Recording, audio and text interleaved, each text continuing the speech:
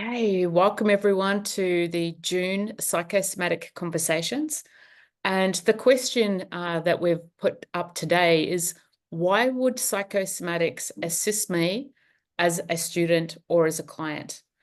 And several of the people that are here with us today are already very well versed with psychosomatics. But for some of you that will be watching this recording, this will be rather new to you. So you'll get to hear me, and I've invited Lee Mill. Lee, if you just want to wave. Lee is based in WA, and she is both a student of psychosomatics. She's a practitioner, so she's going to be sharing with us some of her insights as well. So Lee, thank you for joining as well today. Thanks. Okay. So some people may be even unfamiliar with the wording of psychosomatics and what that actually means. So when we're taking and breaking the word down, psyche is the mind, soma is the body. And the way that the psychosomatic is different from some of the other trainings is that it is the mind-body connection. So we're not just looking at the emotions, we're not just looking at the intellect, we're taking a look at the somatic response. And the training itself in Australia was created by Herman Mueller.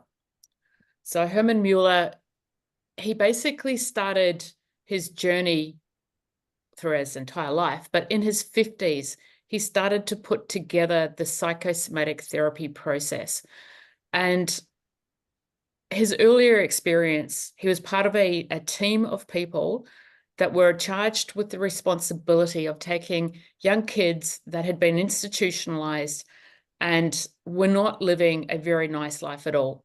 You know, some of them were hardly getting out of bed.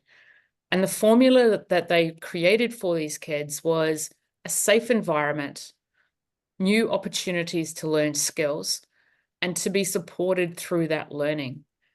And he basically said that the training itself that these kids had, or the experience that these kids had, meant that they literally changed their lives and went into assisted care living. So with that experience and with the transformation of these young kids, he thought that what would it be like if I took this process and put in some of the same elements, safety, education, exploration, and weaving into that things like posture, breathing, self-regulation, recognizing default patterns and where you go within yourself. So combining this into a training, he started the psychosomatic therapy process in Australia. And whilst initially he had people that had trauma backgrounds, it wasn't very long before he had a lot of people coming to him and saying, we need to learn this skill. We want to incorporate this with our clients. We see the benefit of it. And in this process, this is when he basically became, with his wife, Mari Mueller, founders of the Psychosomatic Therapy College and a registered training organization. So Herman passed away in 2017. He's had countless trainings, students, teachers come through the process. So his legacy continues with everyone else that continues on that pathway of becoming practitioners and teachers. And yet I would say it's still in its infancy. And what I mean with that is traditionally people have considered psychosomatic related to when they go to a doctor and the doctor says, there's nothing wrong with you.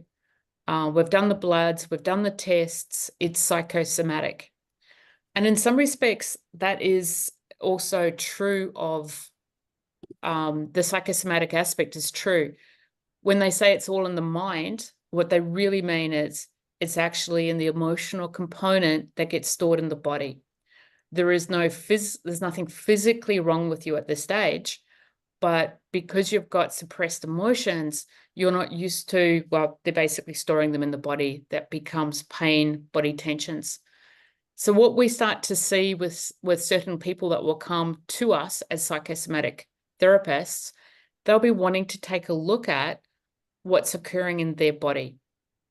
So in psychosomatics, we're looking at not just the body, we're learning how to take a look at the different personalities, and we recognize this in many different ways through the face, through the hands, the feet, the body shapes, feet positions. They all tell us something about the person and how that person engages in life, how they experience others. So face and body reading is not just a therapy. It's not just related to health. It can be also used as a tool to work out the strengths and challenges that a person may have. And one of the things I just love about face reading, body reading, when you start to help clients take a look at areas where either they require some encouragement with, and I often refer to these as challenges. I recognize that for many people, their greatest gifts in life are going to come through their challenges. So as we start to really recognize what may be required to support some of those challenges and what would it look like if the person was performing at their best, we start to get a really beautiful bridge of, if you're out of balance, how can I start to return to balance? So relationships, whether that's couples, whether it's family dynamics, taking a look at the activation points, what triggers you, building teams, establishing rapport, and most importantly, hearing clients from their perspective. We're going to go a little bit more into this, but Lee, I might just invite you at this stage, if that's okay. I'm just going to pin you on the screen. Yeah, sure. It's been many, many years since I've met you. Had the pleasure of meeting you. And so is it okay just to share with us today just a little bit about your personal experience and how you work with your clients with some of the psychosomatic principles? Sure.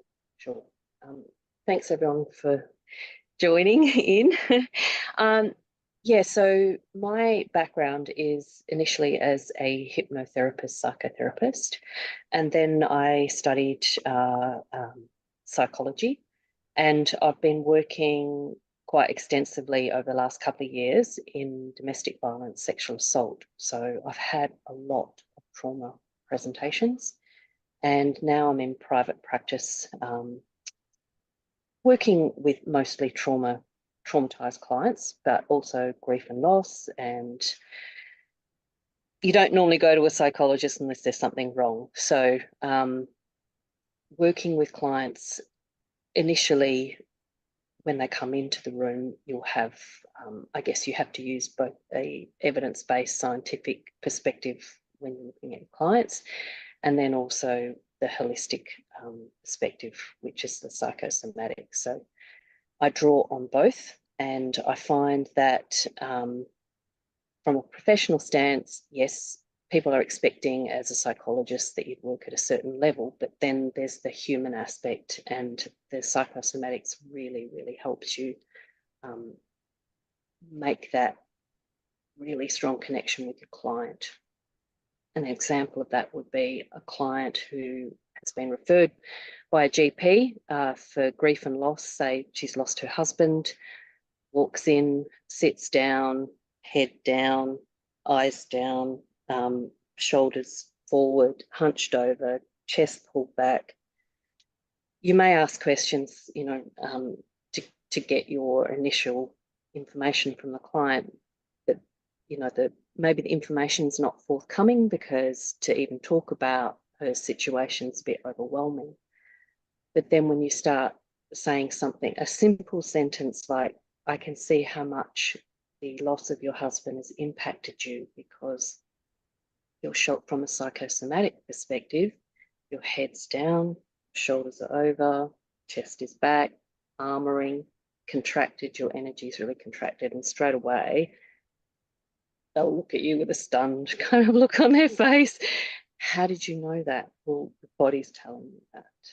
So that's a really good way of getting into a conversation. And then also you might talk about another aspect of psychosomatics is looking at their numerology. I always use numerology in sessions with clients, and I just pull little aspects out, not too much too soon, but just little aspects. So one thing that I've noticed with a lot of sexual assault, domestic violence is, and especially clients coming to me with really strong reactivity to, you know, things going on around them. So they're emotionally overwhelmed.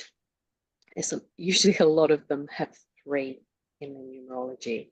And I don't know if Belinda has already explained that with psychosomatics and the numerology, you're taking their birth date and you're adding up the numbers, and then you're coming up with what the numbers add up to as a personality number and then a soul number. And I usually pull out, say, the 3, and then I explain the reason why they're so emotionally reactive and empathic, because that seems to be the buzzword when it comes to therapy, is they're absorbing a lot of the energy from people around them, and they don't know how to discern what's theirs and what other people's energy is. And explaining to them that we all have a what they call scientifically as a peripersonal space. In other words, the energetic layers around us, where neuroceptively our nervous system is picking up energy. So I bring in some of the evidence base into it, as well as the holistic, so it doesn't sound too woo-woo. And then they kind of are still listening.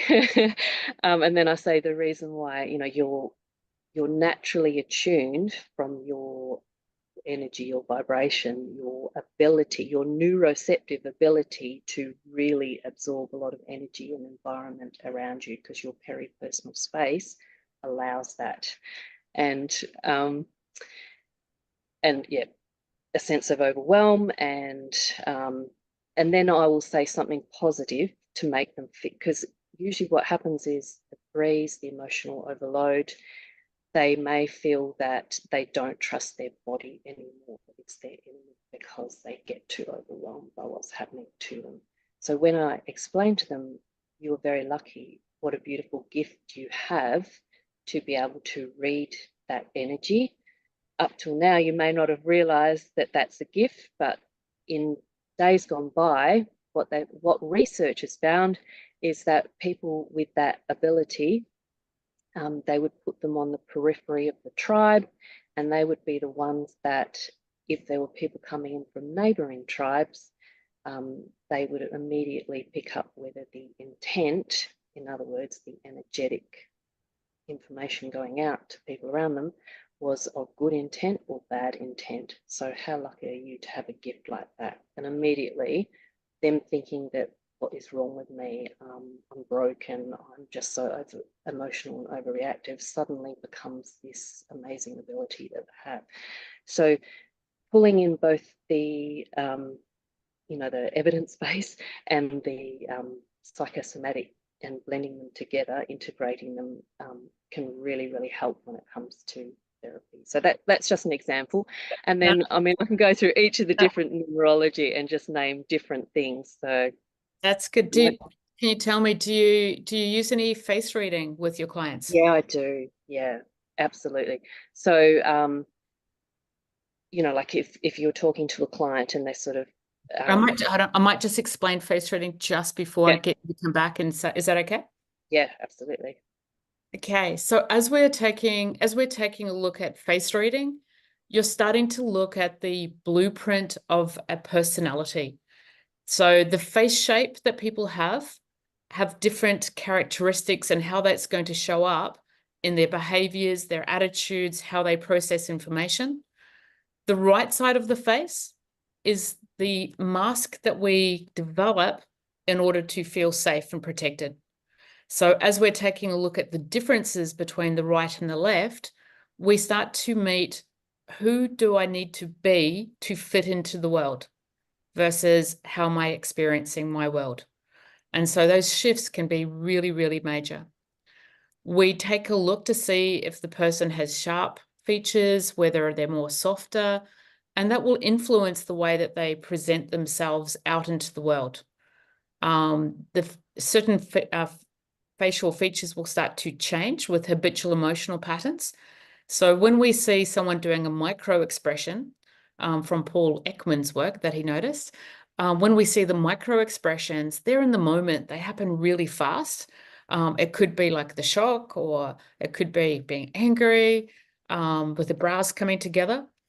But what we're looking for in psychosomatics is those long-term emotional expressions that start to change some of the features. And as we then work with the person, some of those expressions can be released because there are holding patterns that go throughout the whole body.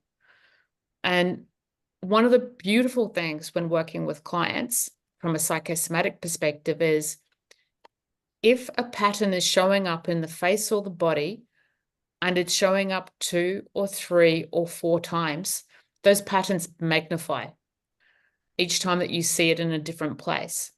So if the client may not relate to what you're asking as a question, or give you the response that you with something you're actually seeing in their body, you know that they've either heard you incorrectly or that they relate to the words differently, and to stay on track with what you're seeing. And it's one of the principles of psychosomatics. If it's showing in the face and the body, it is in the embodied form. So we need to start to actually change the awareness of how that could be. And when you stay true to it, it's phenomenal. And it's one of the reasons why I think a lot of people that are attracted to this work are professionals in their own right, but they're starting to see if they learn how to read the messages from the body, then they're getting a different way in which to engage with the clients. So on that, Lee, I'm just going to come back to you for a second. I was going to pin you again. So on face reading, how do you work with your clients? I was gonna mention even from when they walk in the door, and like if their heels are coming down and they're heel grabbing and their toes are coming up in the air, something as simple as that, you can notice that as they're coming in. So heel grabbing would be, desperately trying to ground themselves and their toes coming up in the air out. You might have a client that is constantly in their head or dissociating all the time as well. And so the face, even as you're talking to them, and they might have beautiful big eyes, but then they might have some little drooping of the eyes. So they might be getting a bit overwhelmed with emotional stuff. Or they might have a big space, like I've got a big space here. So even saying something to them like, I notice that, when I talk to you, it may take a little while for you to get that information and then really place it in the world before it can make sense to you. Is what this space means. And even if you're talking to someone and their eyebrows are straight, it's got to talk them into a logical, progressive way rather than all over the place, because they may not have that flexibility. And then if you marry that with the shape of their face and there's more of an oval, yes, they're very much a flexible thinker. Or maybe you might notice, bits of their ear where they trust their gut, or maybe they don't. Or even their ear shape, is it round and is it their flexibility there, or is it more straight, rigid, linear, direct in the way you address people? So, and even like, is there redness here? Is there anger going on? Is there personality issues going on? Because this is where the personality and the anger and the energy and the trust sit within the nose. And this, if there's hurt, is there the dark under the eye? Is there the drooping? What's the texture of the skin? And even pointing out their cheek placement. They got nice high cheekbones. I can see you're a natural leader. Yeah. And even if they don't have the confidence, it's like, what's in your bone structure? It's there. It's part of you. Yeah. That's great. I'll come back to you again later. With what Lee is sharing as well in terms of the different parts that we can recognize, sometimes even in health perspective, looking at the face and looking at how a person engages is really significant. An example of that is somebody with a tiny chin and a very strong face. So wide mental zone, which is the forehead, across the cheekbones, really wide, strong jaw, little chin. When I look at a personality that has this look, they're quite often predisposed towards chronic fatigue. And the reason being is that the chin being somewhat smaller it's like a really fine instrument, and it needs to be taken care of. So the nervous system is actually heightened in those people, and that ability to sense is very strong as well. But when we have that smaller chin, the person can override their nervous system. And they usually are aware that they're doing it as well. It's like they're exhausted, but they have the capacity to keep on pushing.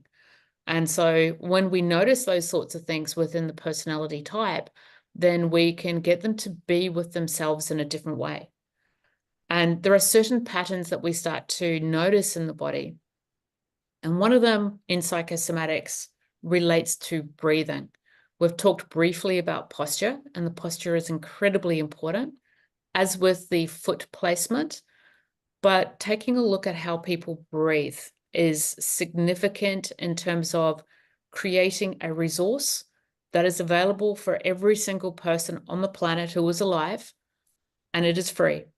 Yeah. As we breathe in and we change our posture, we're now getting to connect with ourselves in a different way.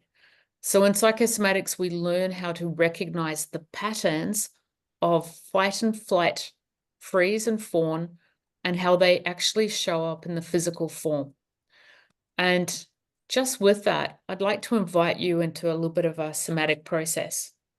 So I'd like you to put your feet onto the ground. You might need to shuffle a little bit further up in your chair, just so you're nicely positioned with your feet on the ground.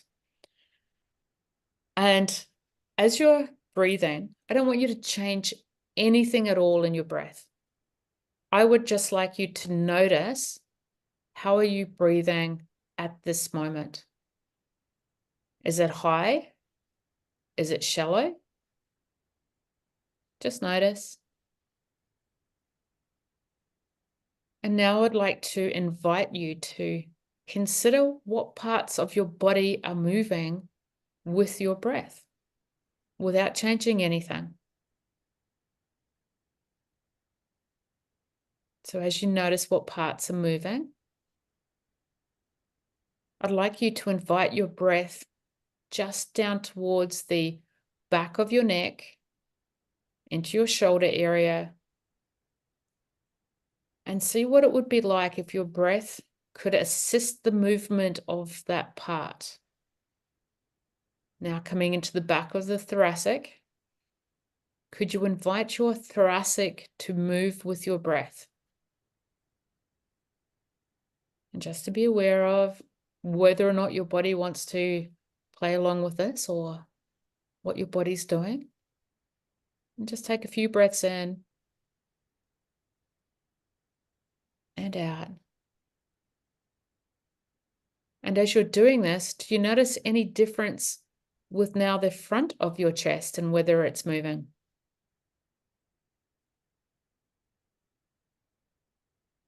Now I'd like to invite that breath slightly down further into your spine. So coming into the sacral lumbar area, could you invite your breath into that part of the body and notice if you can make this area move ever so slightly. If someone was sitting next to you, they would not notice this movement. It is very, very subtle.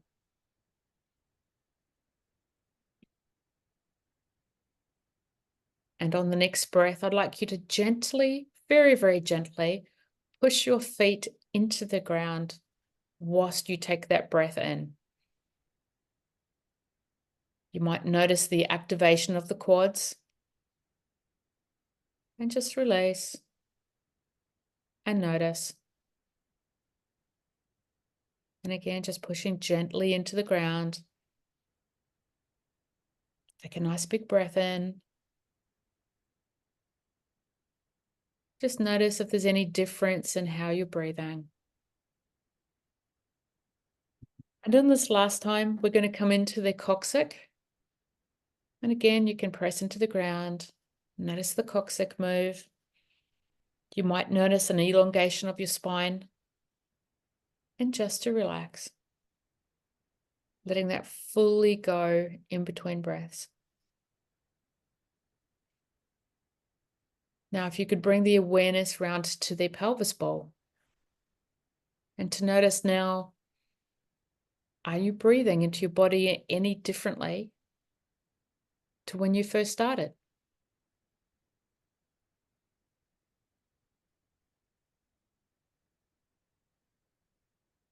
Could I ask for a couple of people just to either put in the chat or maybe comment on anything that they're noticing different from when you first became aware of your breath?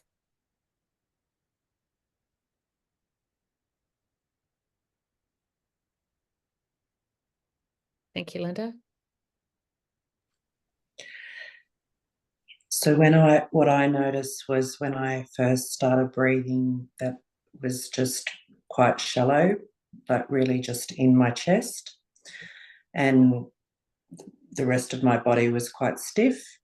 And so at the deeper breaths, I just felt like my shoulders dropped back, my chest opened up, and just felt a lot softer. Beautiful. Thank you, Linda. Yeah, and it's amazing how quickly that energy can change in a short space of time, right? Thank you. And we have in the chat, deeper breaths. Great. Bringing conscious thought and breath at the same time feels like the whole body is breathing. Thanks, Lou. Yeah. So throughout sessions, whether they are client sessions, any client, more awareness of self. Thank you, Jackie. Any client that is coming in with anxiety or depression, they are not going to be breathing properly. I have never, in the years of doing psychosomatic practice, had a client with anxiety and depression that is actually breathing well. But there's something very special in the formulation of the psychosomatic training and the therapy itself. The education process is really important. And it's a really important part to releasing trauma as well. Because somebody's saying to you, hey, look, you're not breathing properly. Let's do this technique and just, you just need to change the way that you breathe, is somewhat unhelpful for the client. And when you're taking a look at that uncomfortability, you need to get them to become aware of how they're being to themselves and what's actually occurring with the minimalistic breath that's coming in. So as they can associate it with a stress pattern, that they're actually then learning skills of how do I stay with myself whilst recognizing a part of me is distressed. And this witnessing is a very important part of psychosomatics as well. And obviously in the full training, it's 12 days. We're in a very, very safe space to create the exploration of safety in the body. And once we create that safe platform and a person feels safe, they're able to explore very differently some of their traditional activations and triggers. So that's all part of it. So it's not just the education of how do I read the physical tissue, how do I look at the posture, but it's creating a holistic experience of what is your mind and your body actually doing in this moment. And I loved the example that Lee gave before. She's just starting to recognize the sensitivities and recognizing how that's going to show up for a client so they can also recognize that for themselves. Because it's not about us recognizing it. it's about the client learning how to recognize that for themselves as well.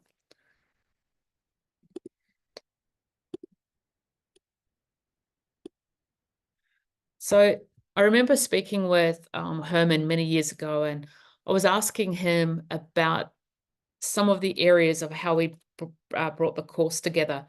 And obviously the left brain and the right brain is something that we look at a lot, because for us, we're taking a look at the thought form becoming form. So thoughts become form, and they actually become part of the physical form as well. So as we're reading the left side of the body and the right side of the body, we're starting to look at the differences in how the tissue is laid down.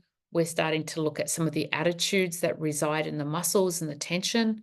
So we're looking at both sides to get an understanding of perspective of how that person balances their masculine and feminine energies.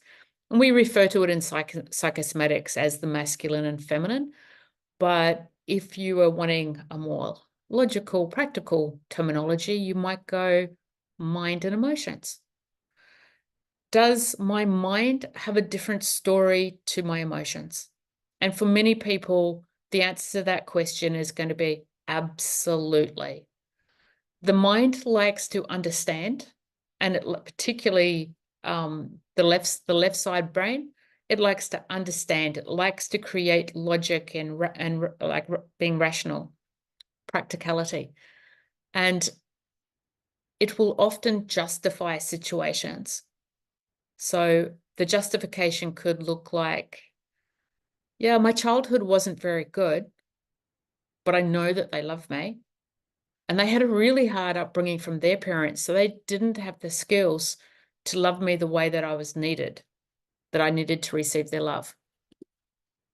And as you're looking at the body, you're seeing lots and lots of stored emotions and suppression of emotions, but you're hearing a calm, rational, quite peaceful mind. And this is where sometimes the pain is going to show up in the body, because the rationalization of what's occurred leaves the body with nowhere to go. It's almost it doesn't quite make the body wrong, but it's like we're no longer able to listen to the body because the rational mind has locked us out. And one of the techniques that I will use when I'm working with clients is, because I usually find people when I ask this question, they respond very fast back. They'll just go, yeah, my parents were, they were really great. They loved me. I know they love me. Sometimes the voice pitch is fast and they haven't even had like 2 seconds to process. So I start to recognize that as a pattern. So I just get them to breathe, and I'm hearing what your mind is saying. Can I just get you to check into your body and ask your body if your body's having the same response as your mind? And maybe that's going to be a yes, but more often than not, the client will actually burst into tears. Yeah, because their body's having a very different experience, and the body remembers things from different ages. So the younger versions of us can hold on to memories and hurts and feel very, very unhurt. And this is why we get messages from the body to try to deal with some of the hurts that are historical. And as we work with those younger parts of ourselves, they can also come through and be healed. Yeah, because you're not pushing them away. You're actually just simply allowing them to be. We also talk in psychosomatics about doing emotions well. So if you're feeling sad, it's like, do sad well. And a client will maybe ask, what does that mean? And it's like, well, if the emotion is like a child and you had a child in your presence and the child was sad, yeah, what would you do with that child? And they'll go, oh, I would maybe give them a hug, spend some time with them. And it's like, so now if you reflect when you're sad, how do you be with the sad part of you? And most of the time it's going to be, I just want that part to go. Like that part just isn't allowed to have a presence. Or there's a feeling of having to humor that part into being happy. but actually not being with the part that's actually a little bit sad. And our emotions are very similar to children. You know, often when we look at them, we are afraid of them because we don't know what to do with them. But as you learn how to hold that space for them and just to hang with them, then the emotions pass through rather than being pushed down, suppressed. And this is not just sad. This is anxious, this is anger, this is frustration. Some people are so terrified of their emotions. And also, as an example, when they were depressed when they were in their 20s and they couldn't cope, as their body starts to give them signals at their 40s and 50s, there can be a total fear of, and what if I go back to how I was within my 20s when I couldn't cope? And the truth is that in those decades between, the person has now got resources. So it becomes the fear of the emotion and the previous response rather than the ability to be resourced and work through it. And they're all things that we work with. Okay. Okay, so face reading is a small part of the psychosomatics. It's an important part. As I mentioned previously, we're taking a look at not just the chakra flow, but we are also looking at the right and left, where a person spends more of their time. You'll notice someone who's very emotional will have a very, very large region between under their eyebrow to the tip of the nose. Someone who spends a lot of time in their mind, their forehead is going to be very large. For younger kids, that's like the upstairs playground. They can have a great time just in their mind rather than going out into the playground. And for someone who's got a very large physical zone, which goes from the tip of the nose down to the chin, they're very physically orientated, hands-on. And this tells us a lot about not only how a person likes to spend their time, but areas of strength and resilience and resourcefulness that they have in any situation. So as an example, in terms of a sales area, if you're looking at, again, it's someone with a very large forehead, they like to be part of the decision-making process. So if you don't involve them in the decision-making process, they're not going to get job satisfaction. So you can bring this in many different ways in a session. I hate my job. Let's take a look at how do you currently experience your job? It doesn't always have to be deep trauma. It can just be unhappiness that we see clients.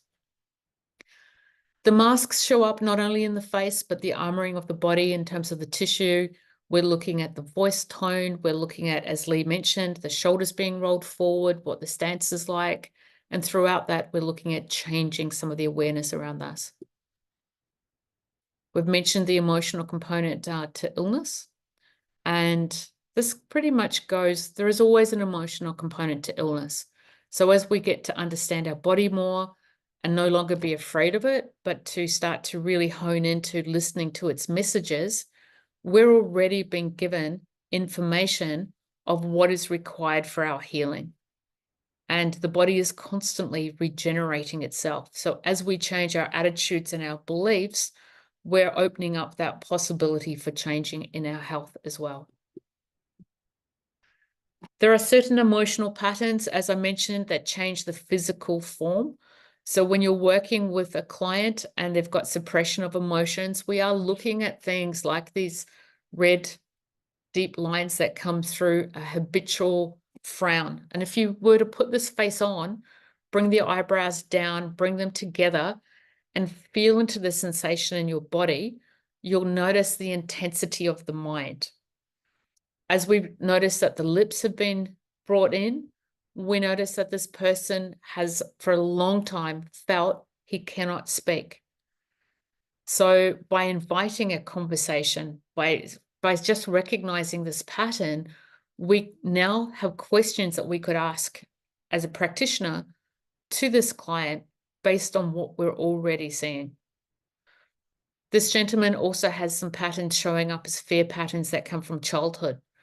So if he turned up and said he had a relationship problem with his partner currently, we're able to read in his face, even just by looking at his ears, the mouth and the difference in the nose formation of some childhood patterns that are still active for him.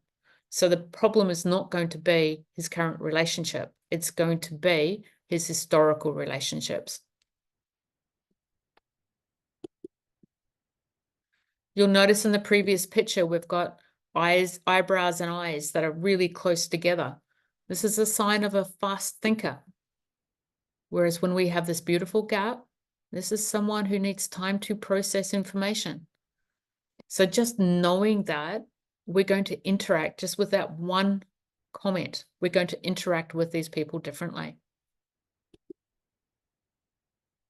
I mentioned previously about the left and the rights and how in psychosomatics we utilize and work with photos.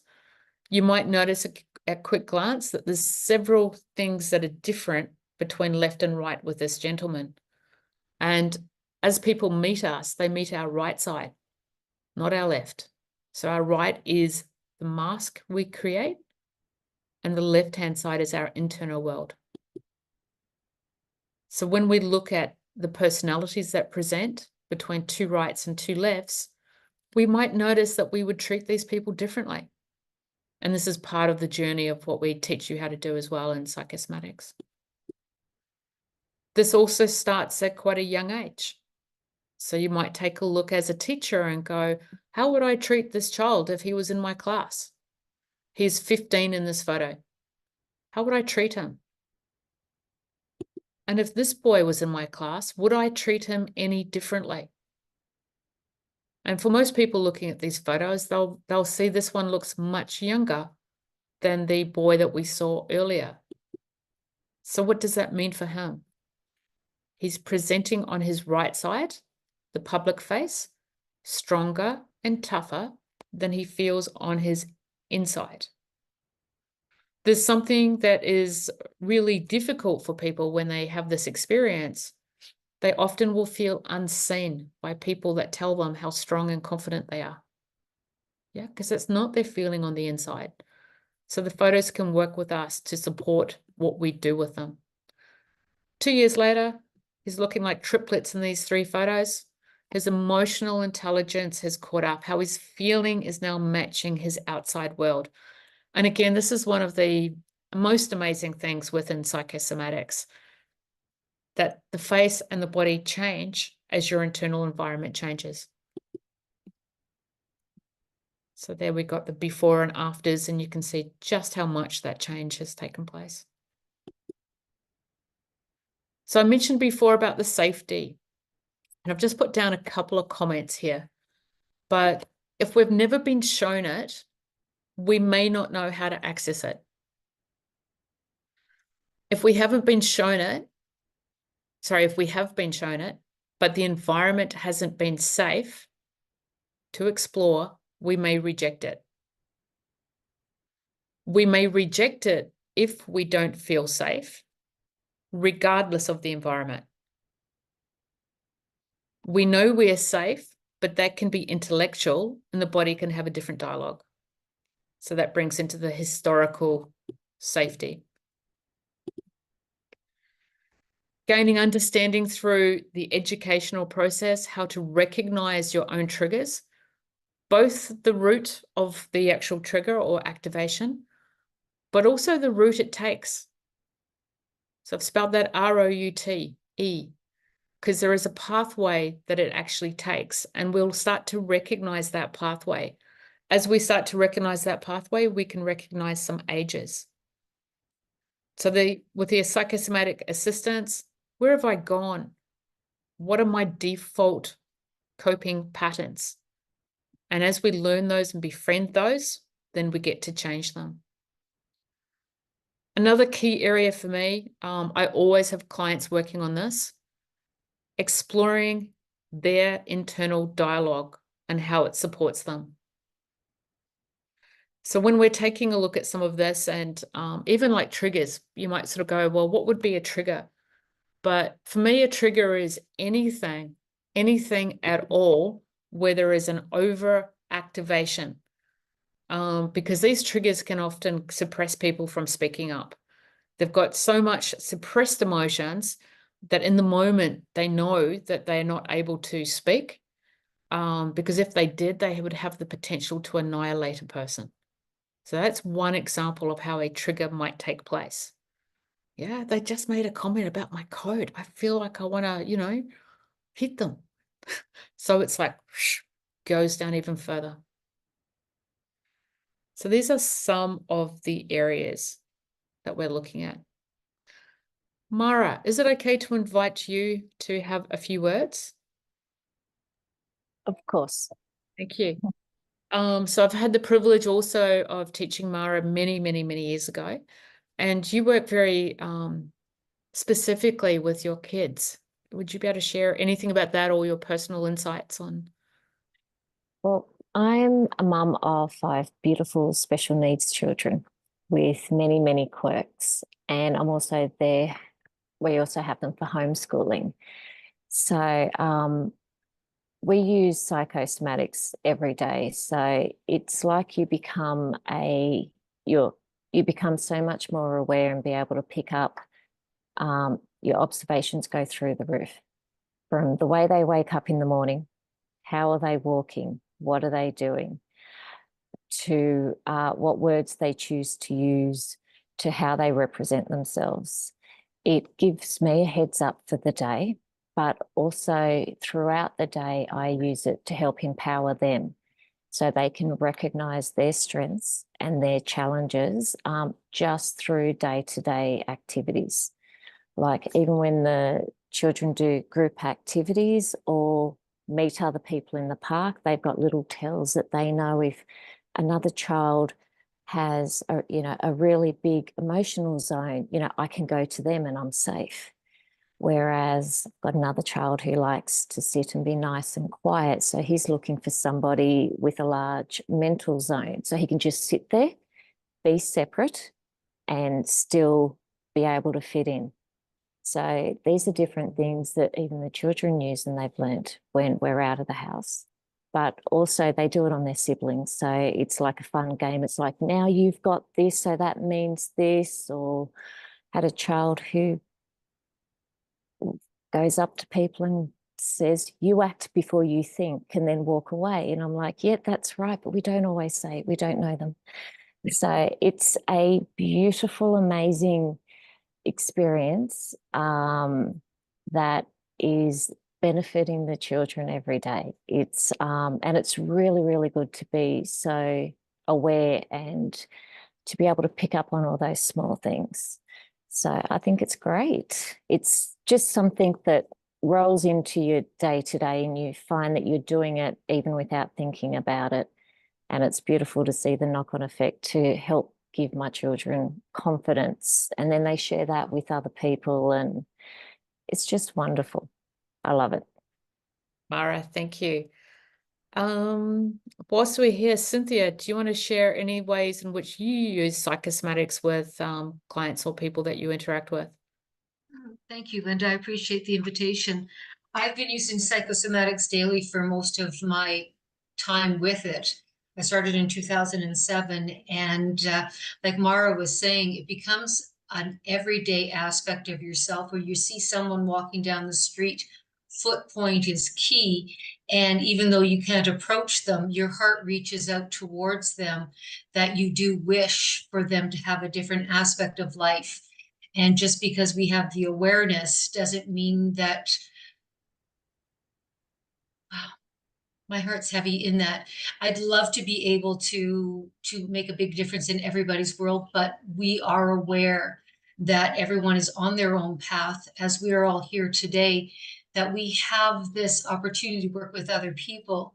Yet the biggest impact is how we relate by seeing them. How are we within our own body? And that has been my biggest takeaway, is when I'm going through something, yes, a full moon's summer solstice or winter solstice for you right now, is that there's an energy shift, but what's happening within our my body. Numerology, another major thing, listening to what you're speaking about here, is that I've studied that as well. And it's such a huge component When I hear somebody's birthday or I hear of somebody's passing, I'm quickly to go check those aspects out to see what kind of day are they in when they're born versus when they pass. Their name, the numbers vibrate daily. And as much as psychosomatics came in, as Herman did at the very beginning, with mind and body, as the work has expanded to where it is now, numerology is such a huge component because it is about the vibration. And even today, with all of us here today, we're all resonating. The fact that Linda, and thank you for being here, is bringing that aspect. And because I know Linda's numbers, she's doing such an amazing job with, and I love all aspects of this work.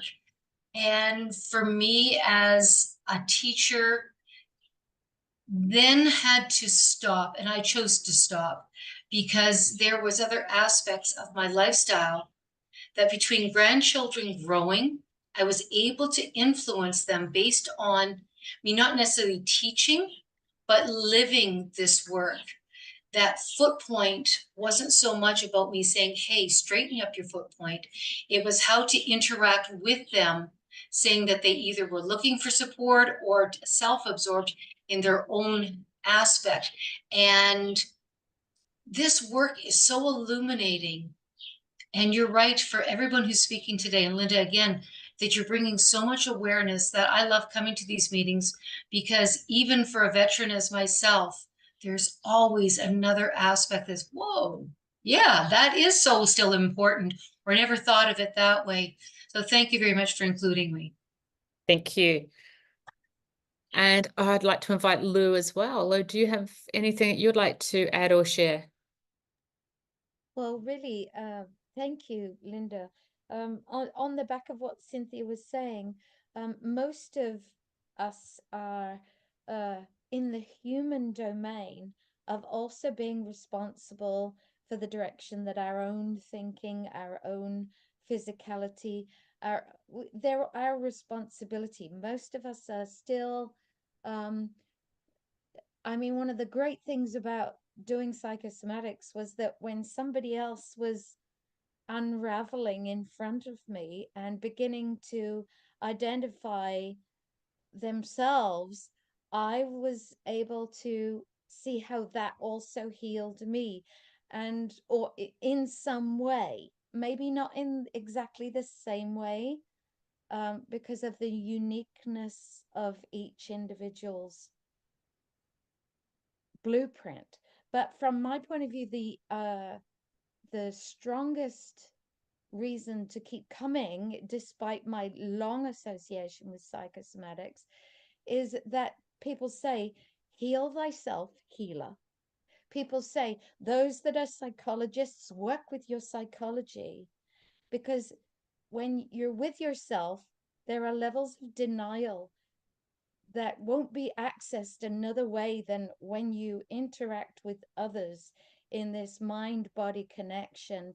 And just notice, like when you were talking about the breathing, Linda, it was just so beautiful to be able to notice, yeah, conscious thought allows for also access, consciously bringing awareness to different parts of the body that otherwise I would forget.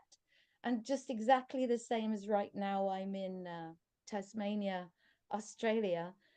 Only a few weeks ago, I was in Washington State in the US. And like, where does it go when I'm not there witnessing it or being conscious of it, being a part of it?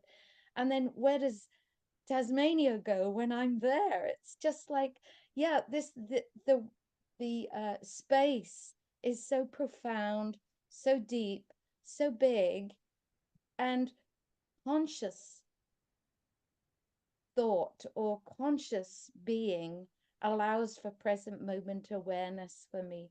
So thank you very much. And I mean, the meetings are so so it's such a generous space to hold, Linda, because the meetings are so diverse. Like the different presentations that I have seen through my students, through my clients, through my friends, through my kids, the different, however much I let them close to me, they are still only my response to them. They're still like, I'll never forget the type of wording that Herman used to use with me. Do you love your kids? And I'd say, yeah, every part of everything. And he said, I don't believe you. You are loving your response to them, and just keep looking. So my exploration is always to keep looking. And thank you for including me in your conversation. Wonderful.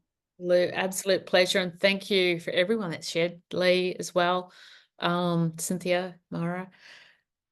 You made me, it just jogged my mind as well, Lou, that the judgment, when I first started doing this work, one of the questions that people were asking is like, you must be so judgmental now that you can see all these things. And it was really interesting because what I noticed was when I first did the training as a student, I noticed that my own internal judgment was being reflected in what I thought I heard from others, and so loudly. So I actually had projected a lot of my internal judgment onto hearing a tone of voice, a random comment that may not have been as sensitive as what it could have been. And I also did learn with my numbers about the sensitivity that I actually do have with the 3. You know, once upon a time, standing up and in front of a class and saying my name in front of a group of colleagues would have been terrifying for me. My face would have gone red and I would have been tongue-tied. So this has been, for me, the evolution of the number of 3 has been fantastic. But there's something really special that happens with learning how to read other people. You actually start to see, oh, that person didn't mean to be rude. They weren't attempting to offend me. They just maybe lack a little bit of sensitivity. May not have been something that they've experienced. So the world of compassion opens up in such a profoundly different way with psychosomatics. That I truly think that that's a gift that anyone who's had any experience of psychosomatics really holds that space of seeing without necessarily creating any form of judgment.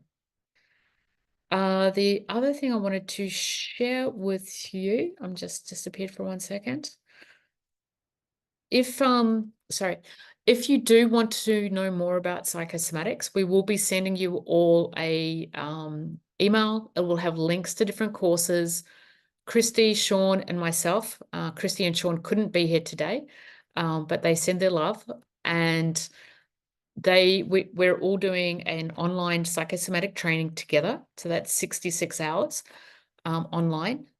The invitation is then to go into face-to-face, or you can do individual modules. Our next training is currently taking place in February next year, so still some time away. Some people may choose to do individual modules, face reading, hand reading, foot reading, and then go into one of the other trainings. They're all standalone. So if you only do face, or if you only do feet, they're designed to be standalone, but they're all encompassing with the full psychosomatic program. So one leads into the next for those that might want to go further. There are a couple of psychosomatic therapy trainings occurring as well. Christy has one in America coming up, and we'll send you details. Christy's website is christyfoster.co, and mine is thefaceandbodyinterpreter.com. So that being said, I know there's a couple of you need to leave. Are there any questions that anybody would like to ask? And is there anything else that anyone would like to share, either from a client perspective, student perspective, teacher perspective? So I just put the invitation out there.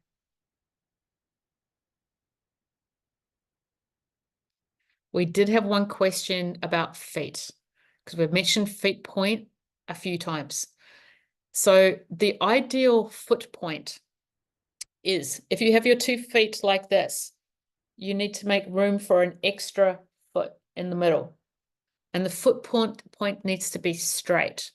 So what we're looking at is that your ankle, your knee, your hip are in alignment with each other.